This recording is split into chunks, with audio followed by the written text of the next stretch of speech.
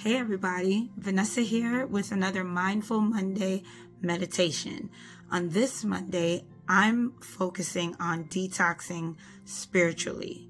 Detoxing, a benefit of fasting. And my church is undergoing a corporate fast, not strictly for the physical benefits, but of course to become more near to God. The Bible describes all the benefits of fasting spiritually. What does fasting look like? It is abstaining from a food or eating or even a thing for the benefit of getting closer to God as a replacement of that thing. It's weakening ourselves so that we can be strengthened in our inner man, our inner person, which is in our spirit.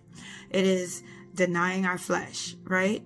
Fasting physically improves metabolic health, improves or removes toxins, and it benefits the body. But in a spiritual fast, you're focusing on God and abstaining from carnal gratification to improve and strengthen your spirit man and remove unfruitful behaviors. Fruitfulness. Fruitfulness is not only a desirable trait of a believer, but it is required. I have a few passages that I wanted to go over just to discover what it means to be fruitful versus what it means to be unfruitful. I want to begin with Psalms chapter 1 because that is a beautiful description of a happy person versus a wicked person. The spiritual fruitful person is happy. Verse 1 says, "How happy is the one who doesn't walk in the advice of the wicked, or stand in the pathway of sinners, or sit in the company of mockers.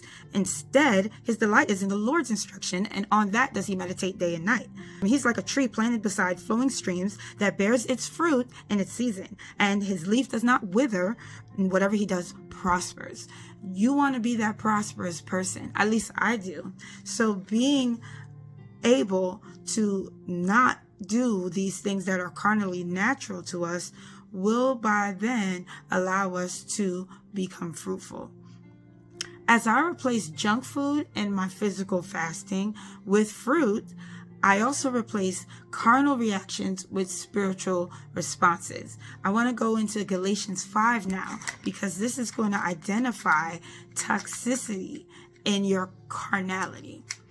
Chapter 5, verse 16. "I say then," Paul says, "walk by the Spirit, and you will certainly not carry out the desire of the flesh. For the flesh desires what is against the Spirit, and the Spirit desires what is against the flesh. These are opposed to each other so that you don't do what you want. But if you are led by the Spirit, you're not under the law.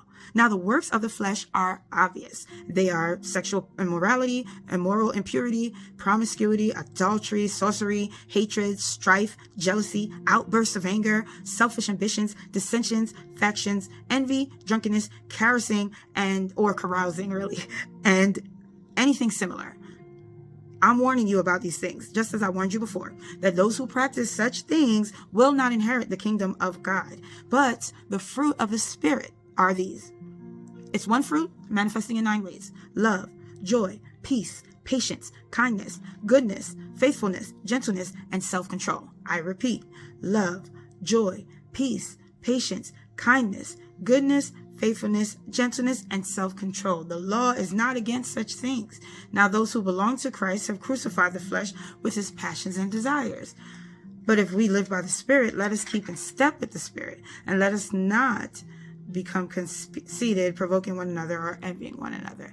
That passage greatly identifies the toxicity of carnal passions and desires, and it reveals the remedy, which is to be led by the Spirit to produce this fruit, which ought to be consumed. How do you consume spiritual fruit? Well, it's not always a natural thing that inhabits us, but if you're indwelt by the Holy Spirit, and there's a whole bunch I can talk about that, then you would be able to recognize when you're doing those carnal things listed in the Bible that aren't pleasing to God and that aren't fruitful, that are walking in the ways of the wicked or in the seat of the scornful or the counsel of the ungodly, and you'll take note and say, "Oh no, God, I'm hungry to do this thing that's not good for me, but I want to resist the devil, submit to you, and bear spiritual fruit of love," and etc. We want this fruit to flow out of us.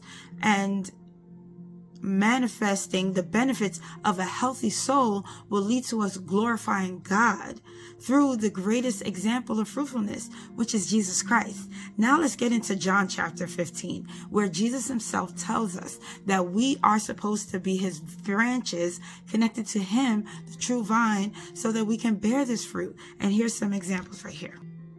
15 verse 1 in John. I am the true vine, says Jesus, and my Father is the gardener. Every branch in me that does not produce fruit, he removes, and he prunes every branch that produces fruit so that it will produce more fruit. You are already clean because of the word I've spoken to you. Remain in me, and I in you. Just as a branch is unable to produce fruit by itself unless it remains on the vine, neither can you unless you remain in me. Let's take notice of that. When I am doing my spiritual detox and wanting to remove all of the unholiness, I have to remain in word, in prayer, in fasting, in reading, in fellowship with believers, consuming those things that glorify him. It says in verse 5, I am the vine, you are the branches. The one who remains in me and I in him produces much fruit, because you can do nothing without me. If anyone does not remain in me, he is thrown aside like a branch and he withers. We don't want to wither like we talked about in Psalms. They gather them, throw them into the fire, and they're burned. But if you remain in me, remain in Christ, and my word remain in you, ask whatever you want, and it will be done for you. Because my Father is glorified by this, that you produce much fruit and prove to be my disciples. How can we be transformed by the renewing of our mind and prove what is the good, perfect, and acceptable will of God? By remaining in him, by bearing this fruit. It's not always automatic, but it becomes a second nature. Right? We always talk about this second nature.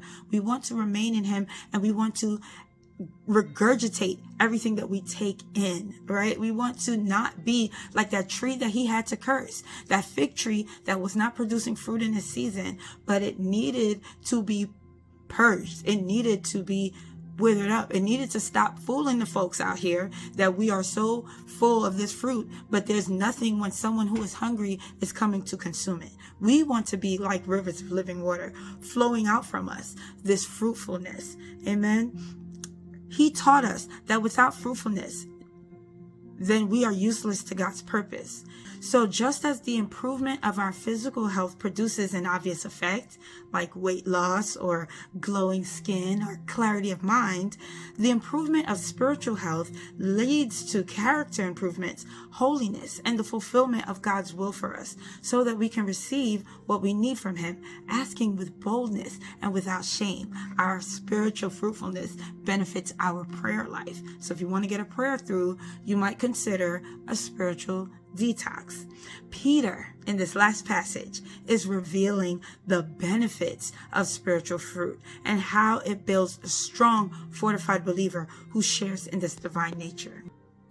In 2 Peter 1, after he gives us grace and peace multiplied, verse 3 says, his divine power has given us everything required for life and godliness through the knowledge of him who called us by his own glory and goodness. By these he has given us every great and precious promise, so that through them you may share in this divine nature, escaping the corruption that is in the world because of evil desire. Now remember my last Mindful Monday that talked about the spiritual gifts that we received by God, right? Through Christ. Now here it's talking about the spiritual benefits, which is this divine nature. It is, in verse 5, our responsibility to make every effort to supplement our faith, just like we're supplementing our bad foods. If you're on a Daniel fast, you're supplementing bad foods with good food. Here you supplement your faith with goodness, with knowledge, with self-control, with endurance, with godliness, with brotherly affection or kindness, and with love.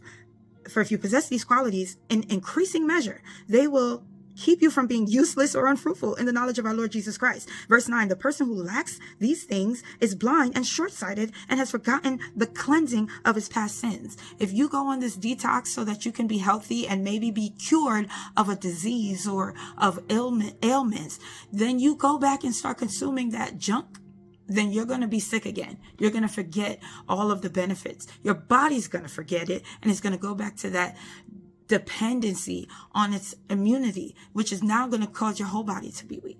So let us deny ourselves the junk of this world and fill up on the things of the Spirit. God's word, prayer, praise, worship, and fellowship. We then will transform into the living sacrifice, his well-pleasing servant, and the flourishing daughter or son of God, who always bears fruit, no matter the season. God bless you. Be fruitful and multiply in your spirit. In Jesus' name.